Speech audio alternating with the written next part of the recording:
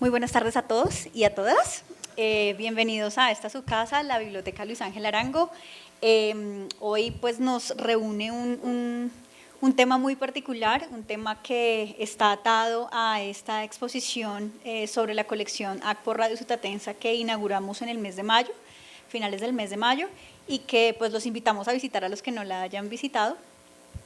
Por contarles cosas que de pronto no sepan, el Archivo de Acción Cultural Popular y Radio Sutatensa ingresó aquí a la Biblioteca Luis Ángel Arango y a la red de bibliotecas hace 9 años, en el año 2008, y es un archivo gigantesco conformado por múltiples formatos, fotografías, cartas, hojas de vida, innumerable cantidad de audios y de videos y también de programas, de libretos de programas radiales, pues que en general todo ese portafolio de formatos nos dan cuenta un poco de cómo se educaron los campesinos hacia mediados y hacia finales del siglo pasado. Por eso tiene un valor tan importante y para otras muchas personas, aparte del valor educativo, social, cultural, político, tiene también un valor sentimental. Ha sido muy bonito encontrarse con ex líderes, con ex auxiliares, con ex alumnos del programa de Acción Cultural Popular y poder compartir con ellos de primera mano las experiencias. Entonces, pues bienvenidos. Como introducción solamente quiero contarles que el archivo está disponible 100% para su consulta físicamente aquí en la Biblioteca Luis Ángel Arango y en una muy buena porción también digitalmente, y día a día pues va creciendo. Esta es la página web del proyecto de Radio Sutatensa, cuyo nombre nuestros curadores le dieron como Radio Sutatensa, una revolución cultural en el campo colombiano. Ya quienes visiten la exposición entrarán un poco a ver por qué denominamos un poco revolución al tema de acción cultural popular, pero pues quiero presentarles por encima la página. Tenemos una versión digital de esta exposición para que ustedes la puedan comunicar, la puedan leer un poquito más a fondo, con materiales incluso que tampoco están en la exposición, que únicamente se muestran en la página. Y algo muy importante, y es en esa pestaña que dice archivos, si me quisieras ayudar allí, pueden acceder a la colección digital directamente. Entonces allí es una invitación a que visiten, a que escuchen los audios, a que descarguen los programas de los libretos de los programas radiales, a que consulten los libros que ya están digitalizados, todos los libros de la Biblioteca del Campesino. Bueno, y a que exploren un poco y también, como es la primera vez que abrimos digitalmente una muy buena porción del archivo, entonces a que comenten, dejen sus comentarios, califiquen, nos cuenten qué piensan de estos materiales y si han sido de utilidad para ustedes, tanto personal como de pronto profesionalmente.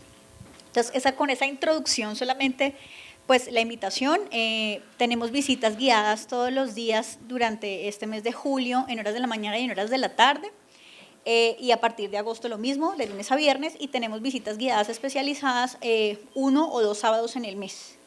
La invitación es a que vengan a una o a varias de esas visitas guiadas, porque justamente por ser la colección tan diversa y el tema tan apasionante, pues nos da formas de narrarlo y formas de visitar la exposición diferentes cada mes. Bien, entonces ya sin más preámbulo, hoy nos convoca un tema muy interesante, un tema que fue bastante polémico para Acción Cultural Popular, es el tema de la procreación responsable. Hoy en día incluso sigue siendo un tema sensible para muchas familias. Y nos encontramos en este transcurso de la investigación de la colección y de la exposición con una persona, con Alejandro Lopera en particular, un investigador, comunicador social, magíster en historia, que se ha dedicado específicamente a investigar cómo es que funciona, cómo funcionó también esta campaña educativa en Acción Cultural Popular. Y justamente de eso nos va a hablar un poco, nos va a mostrar muchos de esos materiales, nos va a contar un poco más a fondo. Esta es la primera charla que vamos a hacer en el ciclo de charlas que vamos a tener durante todo el año, hablando de temas importantes y de campañas importantes para ACPO. No es obviamente el único evento, aparte de las visitas guiadas tenemos talleres, hemos hecho talleres para niños, para jóvenes, para adultos, y 2 de nuestros clubes de lectura científica que coordino también, pues están leyendo temas importantes para la radio, unos en temas de radioastronomía y su importancia para el desarrollo tecnológico y científico del país, y otros en temas de la historia de la radio, la historia del medio en Colombia, y haciendo algunos ejercicios de creación de podcast durante todo este año. Entonces, invitados también si quieren venir a algunas de esas actividades, y pues por correo electrónico se estarán informando por Facebook y las demás redes sociales de las demás actividades que tengamos programadas para estos meses que nos quedan. La pregunta de siempre es ¿hasta cuándo va la exposición? Entonces va más o menos hasta diciembre. Ojalá, como les digo, puedan visitarla 2 o 3 veces. Ya varias personas han estado acá en visitas guiadas conmigo o con los curadores y se han dado cuenta que nos gastamos 2 horas, 2 horas y media y no alcanzamos a recorrer la exposición, pero pues la idea no es recorrerla rápidamente, sino sacarle fruto y conversadito. Entonces, Alejandro, bienvenidísimo, muchísimas gracias por aceptar nuestra invitación. Hola a todos. Vamos a presentarnos como familia. Solamente, antes de empezar, unas inquietudes. ¿Quiénes de ustedes trabajaron o tuvieron alguna vez relación directa con ACPO? Ay, Dios mío. Ya empecé mal. Ok, perfecto. ¿Quiénes de ustedes son docentes, estudiantes, investigadores? Pueden ser muy sinceros, ¿quiénes de ustedes no tenían nada mejor que hacer esta tarde? Y decir, muy bien, sí señor, gracias, muchas gracias, muchas gracias. Sí, siempre valoro mucho la honestidad y pues justamente como esto es producto de unos muy buenos amigos que tengo y que han apoyado este proceso durante distintas etapas. Primero, pues a lo largo pues, de la maestría en Historia que le hicimos en la Universidad de los Andes, los dos de los curadores de esta exposición casi que me jalaron y me dijeron, oye, usted tiene que hablar de esto porque está súper interesante. La Corporación Unificada Nacional de Educación Superior también está dando la mano y pues seguramente este tema continuará con la venia de ellos y también con la venia de la Pontificia Universidad Javeriana. Y en nombre de la amistad, pues saludo amigos y empecemos. Un hombre que se respete debe planear en su hogar, teniendo solo los hijos que es capaz de alimentar, que es capaz de alimentar, que es capaz de alimentar. Yo solo tengo 2 hijos que para la escuela van y con el tiempo, compadre, irán a universidad, irán a universidad, irán a universidad. En cambio está mi vecino con 10 retoños chiquitos y su salario no alcanza para tanto muchachito, para tanto muchachito, para tanto muchachito. Veo sonrisas ya, o sea, por ahí pasó algo, ¿no? O sea, chévere, ok. Más que una charla en específico sobre la campaña de procreación responsable, me gustaría hacer con ustedes una visita a la exposición desde esta sala, pero una visita a partir de esta mirada. Robert Darnton, un historiador, creo que citando a alguien más, dijo alguna vez: el sexo es bueno para pensar. Y dice que el sexo es bueno para pensar porque, según sus palabras, creo que citando a alguien más, dice que el sexo es a las personas comunes como la lógica es a los filósofos. Y es básicamente porque ambas cosas son las que le dan sentido a la vida, para un caso o para el otro. No va a haber nada de pornografía hoy. ¿Listo? Si esa era la percepción digamos la expectativa que tenían frescos, no va a pasar eso. Simplemente vamos a tratar de recorrer la historia de ACPO a partir de esta campaña y básicamente vamos a hablar de los comienzos, vamos a hablar acerca de distintos matices dentro de la iglesia que es importante tenerlos en cuenta para poder entender toda esta polémica. Obviamente tenemos que hablar de cómo empezó la discusión sobre el problema demográfico en Colombia.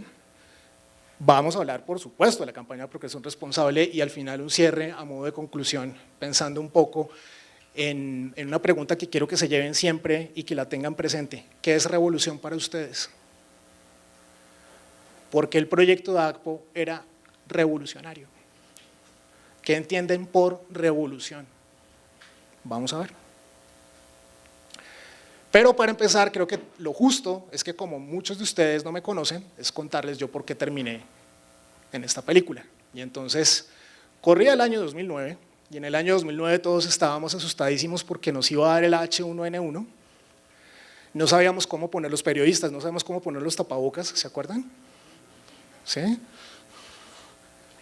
Estábamos muy esperanzados porque Obama llegaba, ¿no? El Papa emérito ahora era el Papa en ejercicio de funciones, y nosotros particularmente en Colombia estábamos muy preocupados por personas que escuchaban más de la cuenta.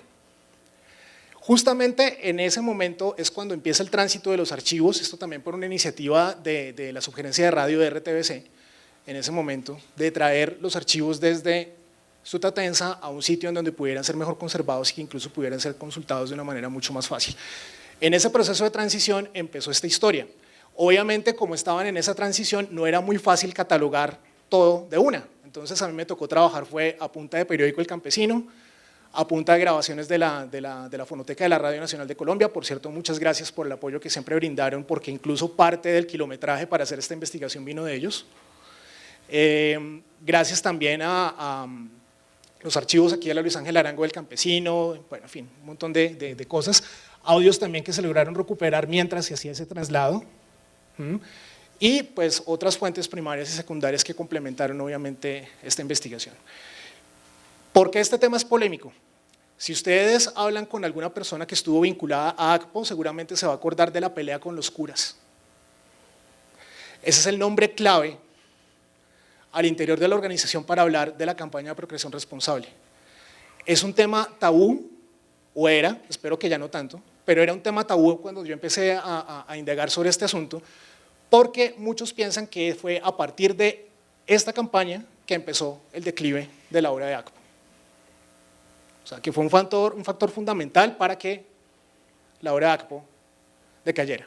Vamos a ver si es verdad y vamos a ver cuál era la pelea con los curas. Y justamente como era un tabú, pues por eso quise meterme en el tema, ¿no? La mejor forma de desafiar la autoridad es investigar, o al menos la más segura, dicen. En ese entonces conocí a este señor, bueno, ya me habían hablado de él en la universidad, ¿no? Un señor que nació en un pueblito en Boyacá que se llama Corrales, que además era el hijo del telegrafista. Qué curioso, Eva María, ¿no? Hay una investigadora que está consultando también los archivos en este momento y está leyendo las cartas y está tratando de hacer un seguimiento de los nombres de las personas que iban a los institutos campesinos. Eran unos centros de formación para hombres y para mujeres, en donde formaban líderes campesinos y eran personas que apoyaban los procesos de ACPO en las regiones. Y a que no adivinan, la mayoría se llamaban, ¿cómo? María y José. 31 de mayo de 1947 se gradúa de sacerdote, lo ordenan, y el 23 de agosto llega a un pueblito que se llama Sutatensa, 1947. Pero me pareció un poco aburrido contarles la historia yo, mejor les dejo que escuchen a una persona que realmente estuvo ahí como más o menos de primera mano contar el rollo, si me permiten. Tengan un poco de paciencia porque muchos de los audios que vamos a escuchar son audios viejitos porque son de la fonoteca de RTBC, ¿listo? Entonces van a sentir ruido blanco, van a sentir como la agujita saltando, entonces ténganme un poco de paciencia, pero creo que vale la pena escuchar el testimonio de este señor. Enseguida, por los servicios de radiodifusión de la Radio Televisora Nacional, habla el padre Félix Restrepo, sacerdote jesuita. El desarrollo de vuestra obra tiene algo de milagroso. Apenas hace 10 años empezabais vuestra labor sacerdotal como tímido coadjutor en la más humilde parroquia del Valle de Tenza.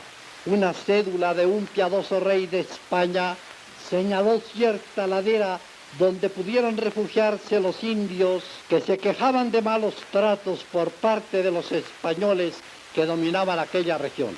Así nació el rancherío de Sutatensa, refugio de indígenas en aquel pintoresco valle donde la raza blanca domina y predomina. Humildes ellos, pero también degenerados, inclinados más de lo conveniente a bebidas embriagantes, bajo cuyo pernicioso influjo con mucha frecuencia se dejaban arrastrar por las garras del crimen. Frescos, era 1956. ¿Listo? Ahora, ¿por qué degenerados? Bueno, primero, esta foto obviamente no es de cuando Salcedo llegó, ¿no? A Sutatensa, ¿no? No era tan, pues no había gente así, no había, bueno. El caso es que, claro, un pueblo retiradito, Cuenta la leyenda que si usted estaba en Bogotá y quería llegar a Sutatenza, una opción para viajar era que, por ejemplo, usted tomara un tren hasta Chocontá, ¿cierto? Usted se bajaba en Chocontá y tomaba un bus y eran como 4 horas hasta Guateque, más o menos. Ahí haciendo, ¿sí? Pues dependiendo de la chancleta del chofer. Y además de eso, cuando usted llegaba, usted tenía que subir una distancia alrededor de unos 4 o 5 kilómetros, falda arriba, bien sea a pie o en mula. Que era retirado, ¿sí? ¿Por qué el tema de los degenerados y el crimen y toda esta cosa? Lo que pasa es que cerca de esta iglesia hay una callecita, yo no sé si es esta, ustedes me corregirán, que estaba en todas las cantinas, no sé si es la que quedaba aquí o era otra calle a la que se refiere. Y es divertido porque cuando hablan de los degenerados era porque incluso en las fiestas religiosas las personas del municipio, según cuentan, tenían la sana costumbre de emborracharse. Y tenían la sana costumbre de armar peleas entre ellos, incluso en fiestas religiosas, cosa que obviamente el párroco y al coadjutor no les gustaba mucho. Y entonces, oiga, venga. ¿Sí? Historias que cuentan, ¿no? Eso era Sutatenza en ese momento cuando llega Monseñor Salcedo. El seminarista Salcedo no era muy apegado a los libros, pero sí a los aparatos de mecánica y electricidad.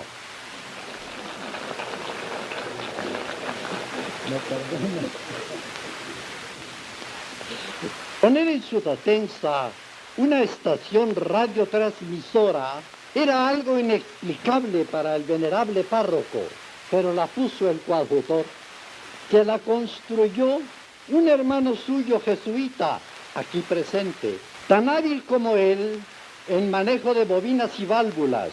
Tenía 150 vatios de potencia y todavía se conserva como objeto de museo.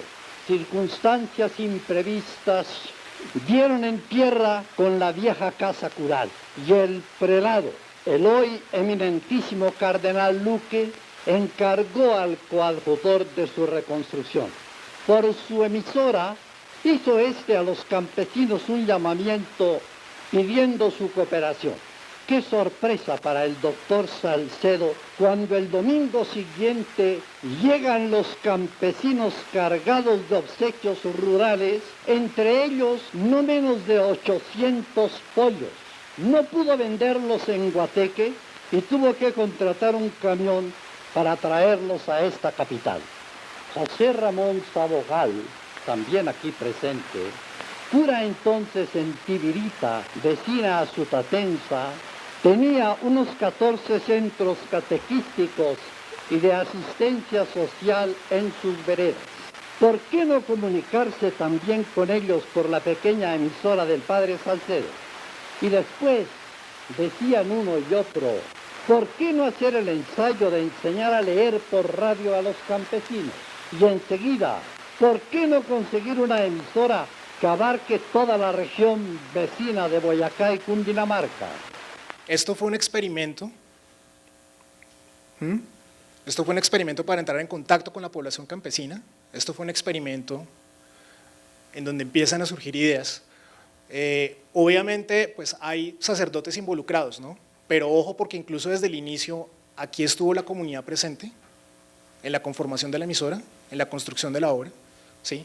Y ojo, porque también desde el inicio la idea era, venga, ¿por qué no enseñamos a leer y a escribir y de pronto a contar uno que otro numerito?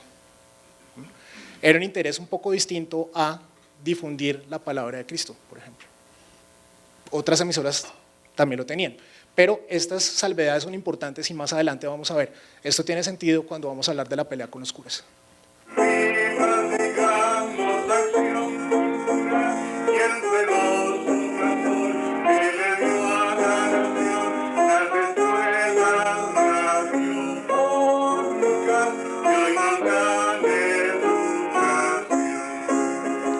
Aquí les voy a hacer trampa porque esta foto es de 1967, ¿listo? Y es tomada en Antioquia, pero no importa, me sirve para explicarles que Ángeles era una escuela radiofónica. Básicamente era un grupo de personas que eran acompañadas por un auxiliar inmediato. El auxiliar inmediato era una persona de la comunidad que tal vez tenía más conocimientos que las otras personas con las que se reunía, ¿sí? Tenía los conocimientos suficientes para apoyar a estas personas a seguir las lecciones que daba un maestro radiofónico a través del radio Sutatenza. ¿Sí? Palabras más, palabras menos, más o menos eso era una escuela radiofónica. El Campesino, el periódico de ACPO, dice que la primera escuela radiofónica se estableció en esa fecha y en la casa de ese señor. Casa de José del Carmen Arevalo, 1 de septiembre de 1947. El 17 de octubre de 1947, ACPO obtiene oficialmente una licencia de radiodifusión y su primera emisión oficial, noviembre 16 de 1947, Datos del Campesino. En octubre de 1949, pues una cosa es Radio Sutatensa, ¿cierto? Pero otra cosa es Acción Cultural Popular, y Acción Cultural Popular es básicamente la personería jurídica que se otorgó para que Radio Sutatensa siguiera funcionando. Personería jurídica desde el derecho civil, no desde el derecho canónico. Ojo a esto, desde el derecho civil, no desde el derecho canónico. ¿Listo? La cosa fue creciendo. Primero empezaron con unas cartillas que eran del Ministerio de Educación, luego gracias a la UNESCO pues consiguieron otras, ¿cierto? Pero en 1960 llegan las 5 cartillas con las 5 nociones fundamentales, ¿cierto? Ese dato es clave porque por ahí en la página que nos mostraron hay un video en YouTube que incluso cuelga ACPO también, en donde se registra cómo fue la entrega oficial de esas cartillas, y ya más adelante vamos a ese punto. Pero, ¿esto en qué terminó? Salcedo, Sabogal, ese señor es François Outard. Ellos más o menos la tenían clara, pero en algún momento llegó la necesidad, oiga, no, tenemos que plasmar esto en un documento o armar digamos como una hoja de ruta para poder explicar a la gente qué es lo que hacemos. Y entonces empiezan a trabajar junto con ese señor, Gustavo Pérez, y dicen por ahí que este otro señor, Camilo Torres, por ahí estuvo metido. No está en la portada del Libro Azul, pero dicen que por ahí estuvo acompañando el tema. Eso es cuento del profesor Bernal. La UNESCO ya tenía un concepto que era la educación integral.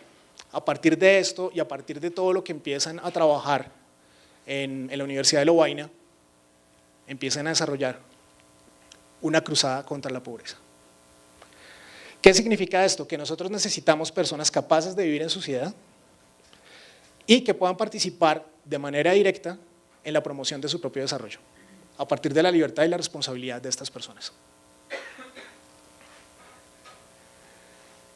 No podíamos hablar de materias, vamos a hablar de nociones muy básicas, nociones fundamentales. Pero además de las nociones, ese Libro Azul publicado en 1960 hablaba de las campañas. ¿Cómo funcionaba todo esto o en qué terminó? Teníamos 5 nociones: espiritualidad, salud, alfabeto, número y economía y trabajo. La cosa se volvió tan compleja en algún punto que habían 3 cursos de formación. Había un curso básico en donde ustedes veían cómo aprender a leer y escribir, cómo aprender a sumar, restar, multiplicar, operaciones básicas. Si ustedes querían aumentar el grado de dificultad, entonces en algún momento ustedes podían tomar el curso progresivo y entonces ahí ya veían contenidos de todas las nociones. Pero si ustedes eran más machos todavía, entonces ustedes podían tomar un curso complementario y cuando terminaban el curso complementario ustedes podían ir a la Secretaría de Educación más cercana a solicitar que les validaran quinto de primaria. Esto en cuanto a las nociones, pero estaban las campañas. Entonces ya el Libro Azul de ACPO establece campañas temporales, que son para ocasiones o momentos especiales, pero estableció de entrada 4 campañas permanentes: vivienda, suelo, nutrición, recreación. Importantísimo, ¿no? Sobre todo esta, pues cómo usar el tiempo libre de una manera productiva. Claro, todo esto es súper importante, pero lo curioso es que justamente por la repetidera, la insistencia, uno podría pensar en la campaña de procreación responsable como una de las campañas que luego se volvieron campañas permanentes. Todo esto se dio, pasamos del 47 a 1960. Estamos hablando de 13 años. Rapidísimo, ¿no? O sea, esto fue un crecimiento muy rápido. Pero ¿qué pasaba en ese entonces en Colombia? Mientras todo eso se estaba dando. Yo sé cuál es el lenguaje de los oligarcas. Yo sé cuál es. Yo sé que ellos no conciben sino una manera de unión nacional, la perpetuación del estado de injusticia presente. Sí, ¿no? Estábamos en una época un poco compleja. No me voy a detener mucho en detalles porque pues no es el propósito de esto, pero sí, ese era el escenario. En temas de educación, para esa época, más o menos, casi el 40% de la población era analfabeta en el país. La mayoría de esa población analfabeta, un 60%, eran mujeres. Alfabetizar era una obra de caridad. ¿Listo? Alfabetizar era una obra de caridad. Tanto así que muchas de las escuelas rurales no alcanzaban, creo que solamente el 4%, según un artículo por ahí, que pueden leer, después les cuento en dónde, el 4% de las escuelas rurales, solamente ese 4% ofrecían hasta cuarto o quinto de primaria, con el catequismo del padre Astete. O sea, no, lo último en guaracha, o sea, tecnología de punta. Así como en Colombia no existe problema religioso porque todos somos católicos. ¿Cierto? Este señor fue a Sutatensa y participó en una ceremonia que fue básicamente la entrega oficial de la primera licencia que tuvo ACPO, y en ese entonces este señor era ministro de Comunicaciones. Luego ya saben hasta dónde llegó, ¿no? De pronto les da una pista a la banderita. Y lo interesante de este señor es que en 1954 le dijo a los hacendados, en el día en que dijo esas palabras, le dijo a los hacendados, bueno, si usted tiene arrendatarios o usted tiene más de 5 trabajadores, usted está en la obligación de comprar un radio Sutatensa y de montar una escuela radiofónica. Y al año siguiente, Rojas Pinilla le dice a la gente, pues básicamente vamos a volver ACPO y Radio Sutatensa una obra de utilidad común. Eso quiere decir, frescos, que ustedes no pagan impuestos. Les dieron una ventaja muy grande. Y si ustedes comparan, pues claro, hubo muy buenas relaciones con los gobiernos, entonces obviamente hubo muchos favores ahí, todo el cuento, ¿no? Salcedo, de pronto, si ustedes fueran a entrevistarlo, el tipo decía, no, a mí no. Sí, era una persona no muy afable pues, con el tema de tener contacto con la gente, pero sí era una persona que gestionaba de una manera impresionante, y se nota, y se nota. Bien empleados serán, pues, amados campesinos de Colombia, las horas libres del cultivo de vuestros campos que dediquéis a las escuelas. 1960, nuevos transmisores, nuevas cartillas, y el Papa Bueno envía un mensaje a través de Radio Vaticano, que se retransmite, por supuesto, también a través de la Radiodifusora Nacional de Colombia. Claro, ¿qué era lo que pasaba? 1950, hicieron por ahí un estudio a ver cuántos sacerdotes o cuántos feligreses le correspondían por sacerdote en el país, más o menos, siendo un promedio. En 1950 eran 2.900 y punta de feligreses por sacerdote.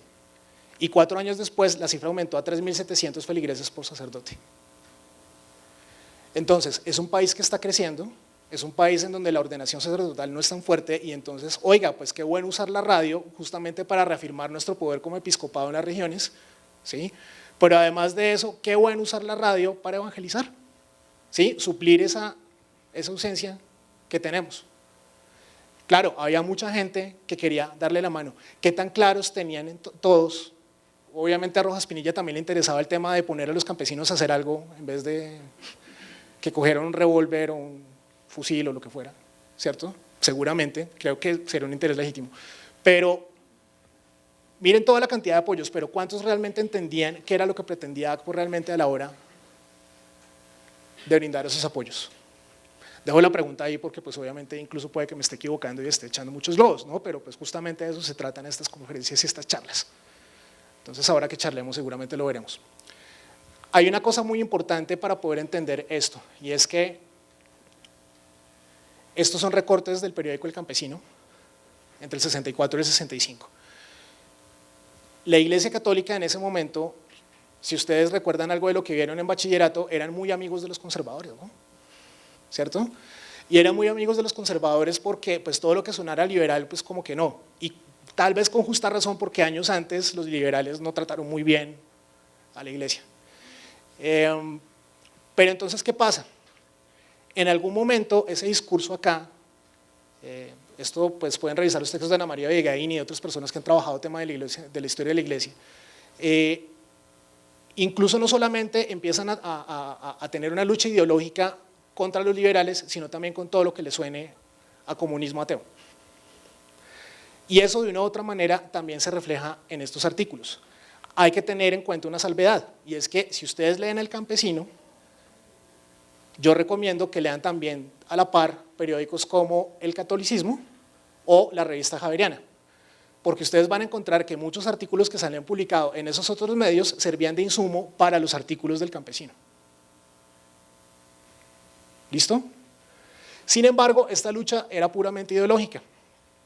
En estos días también, me refiero al presente, las lecturas que hacemos al pasado, nosotros vemos cómo en esos años, incluso dentro de la iglesia, hay personas que empiezan a profesionalizarse para poder entender un poco mejor cuál era el problema social que vivía el país, ¿cierto? Pero en ese entonces no todos estábamos listos, no todos los sacerdotes estaban listos para enfrentarse a eso. Y esto es importante porque en algún momento de la historia aparece el campesino. Como parte de los cursos ustedes tenían que escribir una carta y su primera carta se la enviaban a ACPO, ¿cierto? Y entonces eran tal el volumen de cartas que en algún momento, en 1957, crean una oficina para recibir esas cartas. Y qué curioso, al año siguiente aparece el periódico El Campesino. Yo no creo que sea tan gratuito esa coincidencia o esa inmediatez. Pero bueno, en El Campesino era un periódico, un semanario que usted iba a la misa, lo compraba al final de la misa y ahí encontraba pues toda esta cantidad de información impresionante. Lo que pasa es que justamente por esos discursos, pues algunos de ellos obviamente permearon en El Campesino y eso inició, o más bien reafirmó una peleita que vea por ahí entre Monseñor Salcedo y Camilo Torres. Camilo Torres entendía la revolución, palabras de Gabriel Gómez, como vamos a cambiar las estructuras para transformar la sociedad. Monseñor Salcedo quería cambiar la sociedad para transformar las estructuras. ¿Qué es revolución para ustedes? Lo interesante de ese cruce epistolar que pueden conseguir en un artículo que escribió Fernán González, que está publicado en una edición especial que lanzó el Banco de la República, y también están las cartas originales por ahí dentro de los escritos de Camilo Torres, es fabulosa, se dicen de todo. Al final, básicamente terminan en que Salcedo va a acusar a Camilo Torres con sus superiores porque las cosas que le está diciendo le están haciendo mucho daño a ACPO. Pero es interesante porque es una pelea entre sacerdotes. Entonces, así firmaban las despedidas después de su señoría fraternalmente en Cristo. Ahora, si ustedes algún día quieren mandar al carajo a alguien, pero lo quieren hacer de la forma más elegante y políticamente correcta posible, aprendan de Monseñor Salcedo. Y que lo guarde por allá bien, ¿sí? Lejos. Que lo guarde. Es bien interesante ese intercambio epistolar, pero es más interesante porque si ustedes revisan las ediciones del Campesino de esa época, van a encontrar una columna que se llamaba El Padre Camilo, o la firmaba el Padre Camilo. La columna se llamaba El Correo del Corazón. ¿Me hago monja o me caso? ¿Cómo vienen los niños? Esto es bien interesante porque es un abogado que tiene hijos ya grandecitos, 7, 8 años, y empiezan a hacer preguntas. La respuesta del Padre Camilo es, bueno, primero usted hable con honestidad, o sea, la clave de esto es la honestidad. Entonces yo le invito a que vaya con sus hijos al parque o al jardín de su casa y les muestre las florecitas y le hable de las abejitas, ¿sí? Pero seguramente usted como es abogado pues le va a quedar más fácil, ¿no? Pues porque usted tiene el don de la palabra y seguramente pues puede manejar esa situación tan engorrosa de otra manera. Sin embargo, tenga en cuenta que la mejor manera de manejar estas situaciones es siendo un buen católico. El problema es que cuando uno es un buen católico, pues en la iglesia no le van a uno muchas pistas acerca de cómo hablar de estos temas, ¿no? Más adelante vamos a seguir ahondando sobre eso. ¿Qué son las píldoras anticonceptivas? Miren lo interesante de esto, y es que era una discusión que básicamente estaba empezando en las ciudades y ya el campesino la lleva a los campos. Pluralismo democrático. a partir de los medios de comunicación. Entre más cantidad de información tengamos disponible, es más fácil que la gente pueda hacerse una opinión propia. Y entre menos control tengamos de esa información que damos, fomentamos la pluralidad de opiniones. Columna del padre Camilo, ¿cierto? Pero entonces, ¿qué pasa? El padre Camilo en algún momento se rebela. O sea, la pelea con Salcedo fue en la época en que él era el director de la SAP. Él después se va, renuncia a su hábito, monta el Frente Unido y se empieza a llenar de un montón de problemas porque todo el mundo, pues, hacer la vida imposible.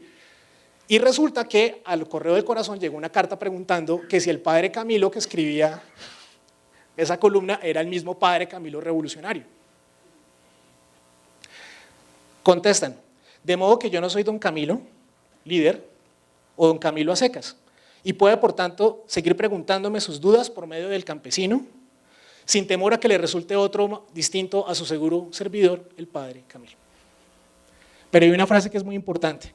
En cuanto a la revolución, digamos que ese término que viene de revolver, algunos lo entienden como revólver. ¿Qué es la revolución para ustedes? Pelea con los curas, ¿listo? Vamos con la pelea con los curas. Acción Católica venía trabajando desde hace un tiempo, pero Acción Católica en Colombia básicamente fue, vamos a decirle a las familias prestantes, hagamos caridad.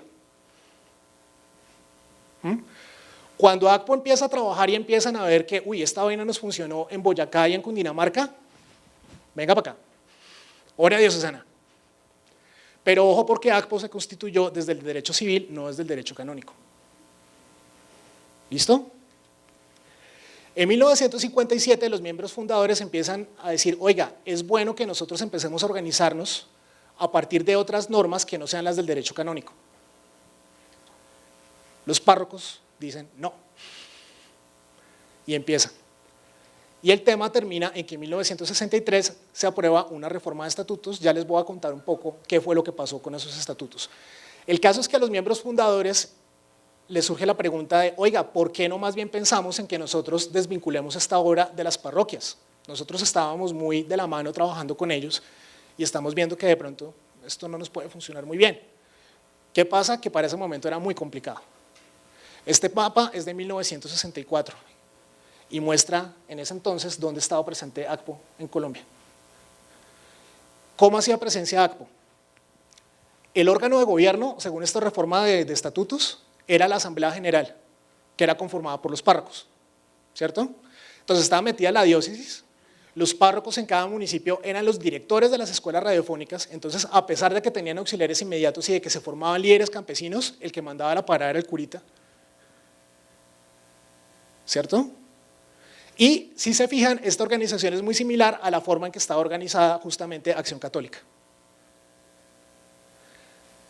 Entonces el cura se encargaba de recoger la plata del campesino, de mandar los informes, de decidir incluso quién era el que iba a las escuelas de los líderes.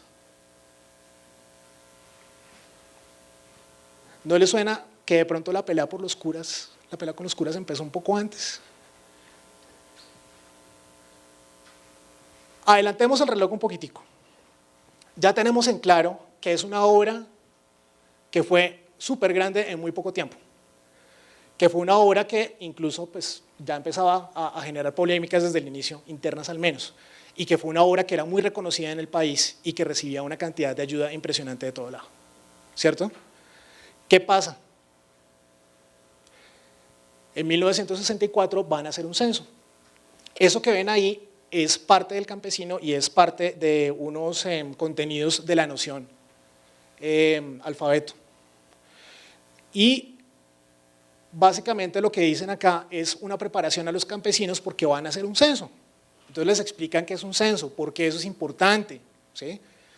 Y para justificar que es importante ellos dicen, mire, lo que pasa es que si nosotros no controlamos el tema de la población va a estallar una bomba y esa bomba se llama gran problema social y eso es lo que queremos evitarnos, ¿cierto? ¿Por qué quieren evitárselo? Porque cuando empezó ACPO más o menos el 30% del país vivía en las ciudades. Pero para la época en que hicieron este censo, pasamos al 54% en las ciudades. Muchas personas del campo, por distintos factores, violencia, la promesa de que en la ciudad les iba a ir súper bien, la industrialización, muchas cosas, para las ciudades. ¿Sí? En el 64, el DANE calculó que éramos en ese entonces 17.500.000 colombianos. El problema es que según las proyecciones que se tenían para 1951 éramos 11.500.000. Eso quiere decir que crecimos anualmente a una tasa del 3,3%. Si seguíamos creciendo a ese ritmo, la población de Colombia se iba a duplicar en 20 años.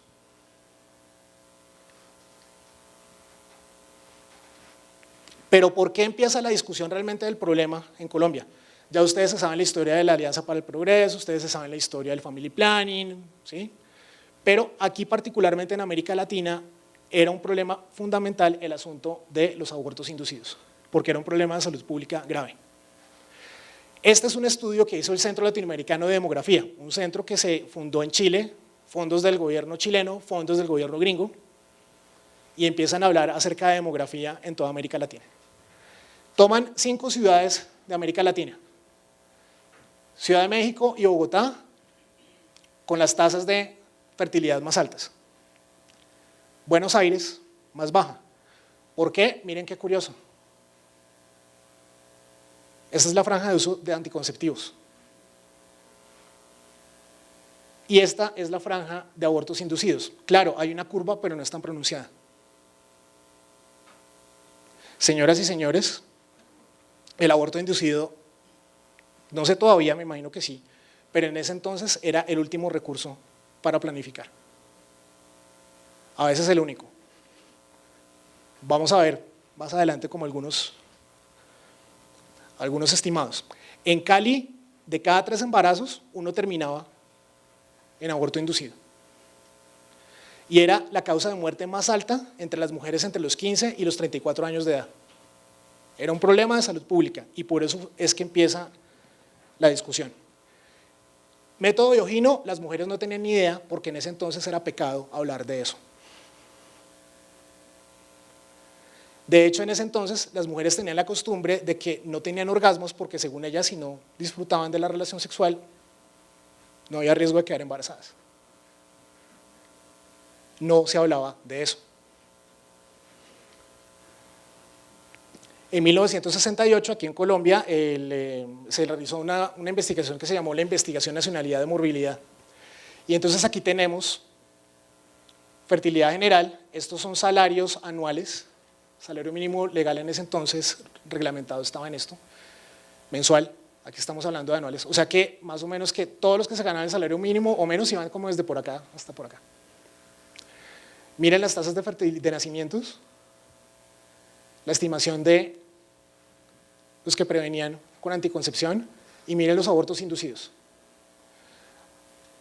¿Cuál es el problema de estas cifras? Que hay que agarrarlas con pinzas, porque en ese entonces, 1968, me adelanté un poquitico, ¿sí? Pero es importante ese dato, en 1968 en toda América Latina había legislación que prohibía el aborto inducido. Sin embargo, se seguían presentando, sobre todo en estratos medios, por lo menos aquí en Colombia. Este fue un estudio que hicieron con 4.000 mujeres. Lo interesante es que además muchos abortos inducidos eran reportados como abortos espontáneos, pues justamente por la misma razón. Entonces obviamente tener una claridad frente a qué pasaba en ese entonces es muy complicado y estas cifras siempre hay que cogerlas con pinzas. Pero igual son un indicador muy interesante. Esta discusión empezó por un tema de salud pública. El gobierno nacional participa con la más viva simpatía en el acto que hoy realiza Acción Cultural Popular, al entregar las primeras 5 cartillas destinadas a sus programas de educación fundamental. Las 5 cartillas con las nociones, 1960. ¿Quién era ese señor? Alberto Lleras Camargo. Alberto Lleras Camargo es una persona que ayuda al país a meterse en la onda justamente de la Alianza para el Progreso. ¿Sí?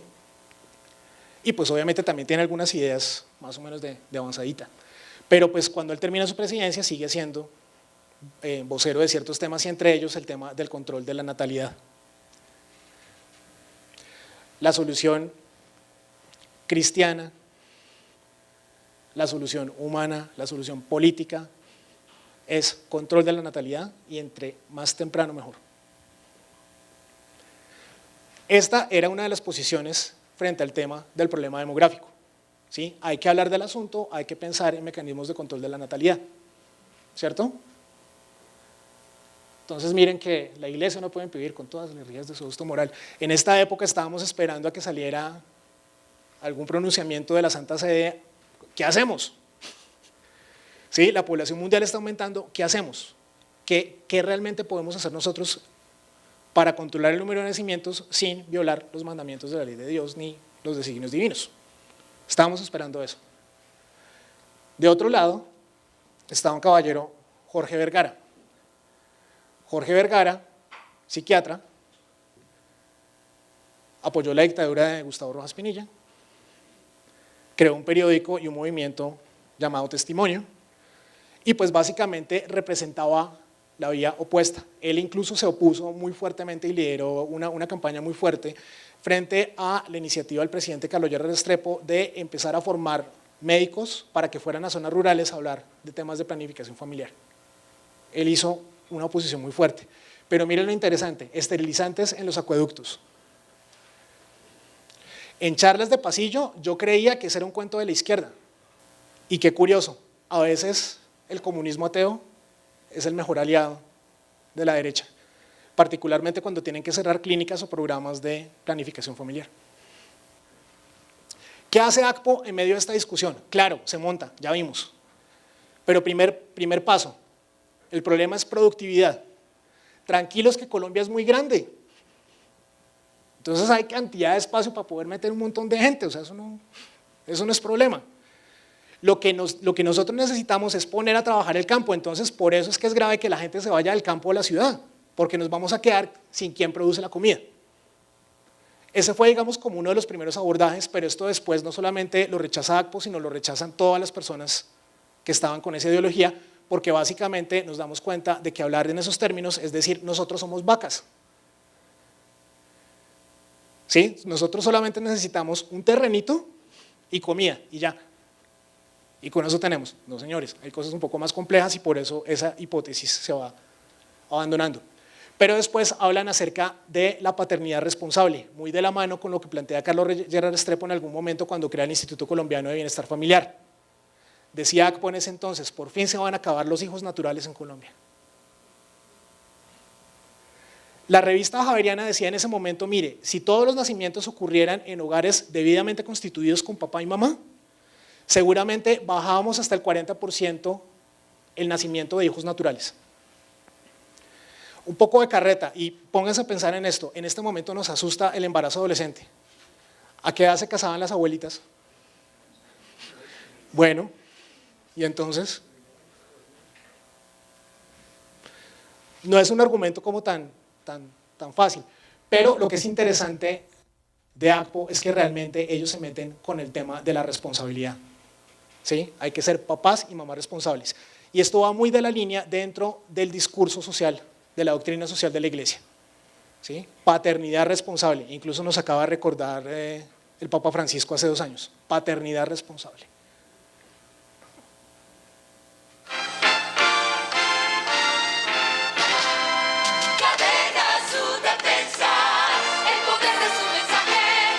Vamos a hablar de otro problema demográfico.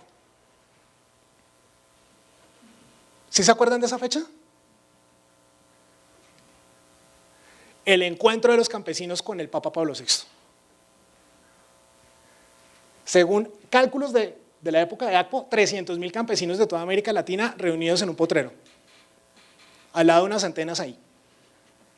Ahí ven al padre Sabogal trayendo los equipos desde Estados Unidos.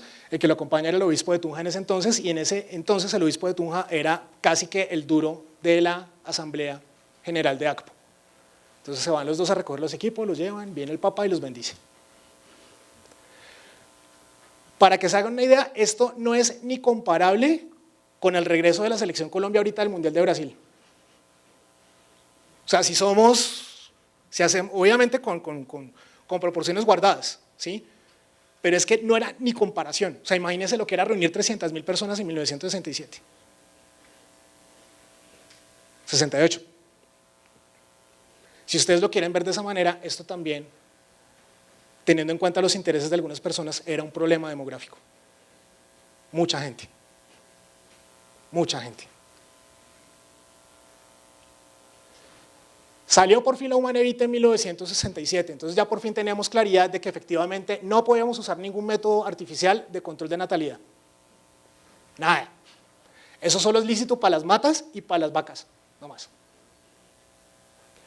Afortunadamente el episcopado se había adelantado a la discusión y años antes había llegado a una conclusión incluso mucho más tajante, ¿cierto? Pero resulta que el ICODES, que fue un instituto de investigación de sociología que se montó aquí en Colombia, hizo o participó de una investigación que se hizo en Colombia, en Estados Unidos y en Países Bajos, acerca de qué percepciones tenían los sacerdotes ahora con la Humanevite. Ese estudio lo hicieron al mes de que salió la encíclica, más o menos. Los estudios o los resultados de Colombia más bien no son comparables en cuanto a cifras a lo que pasó en Estados Unidos y lo que pasó en Holanda, porque las metodologías fueron diferentes, la forma de recolección de recoger los datos fueron un poco diferentes, ¿sí? Los resultados no eran comparables, pero si tomamos solamente los datos de Colombia hay cosas interesantes. El 78% de los sacerdotes en Colombia consultados decían: esto es un problema serio. Sacerdotes que hacían partes de parroquias en ciudades con más de 20.000 habitantes. ¿Listo? 78%, esto es un problema grave en el mundo, pero en Colombia no tanto. La anticoncepción en el matrimonio hace de la mujer un mero objeto del placer, 57%. El 75-76% pensaba que si usted usaba métodos de anticoncepción artificiales, eso era la puerta de entrada al adulterio. Según la encíclica, esto es un pecado mortal, 60%. Más o menos están todos de acuerdo, pero es que dentro de ese 40 habían curitas que decían: no, pues no es tan grave, vienen y se confiesan y listo. ¿Sí? O habían otros que decían: no, es que la encíclica ni siquiera habla de esa vaina. ¿Sí? O sea, la encíclica va por otro lado. Entonces miren lo curioso. 1 de cada 3 sacerdotes pensaba que ellos tenían la responsabilidad de ayudarle a las parejas, a los matrimonios, a elegir un método de planificación. Ojino para todos. Pero solamente 1 de 3 sacerdotes pensaba que esa era su obligación. Y la gran mayoría sentía, según ese estudio, que no tenían la información suficiente para poder asesorar a las personas sobre estos temas. Pero recuerden la respuesta del padre Camilo: lo importante es ser un buen católico, porque si usted es un buen católico encuentra las respuestas absolutamente de todo. Un problema terrible, porque entonces los fieles no sabían qué decisión tomar. Los párrocos no sabían cómo asesorar a las personas. Y sin embargo, todo lo demás está prohibido. Y además, fuera de eso, esta discusión se quedó en las ciudades, no llegó al campo. O llegó al campo, pero mucho después. Página 23. La procreación debe ser responsable. En el dibujo de esta página vemos una familia. Es la familia de Manuel. La familia de Manuel está formada por su esposa Lilia y sus 2 hijos, Ana y Camilo. Señalemos el renglón que está encima del dibujo, en letras de color rojo. Escuchemos cómo se lee. La familia de Manuel.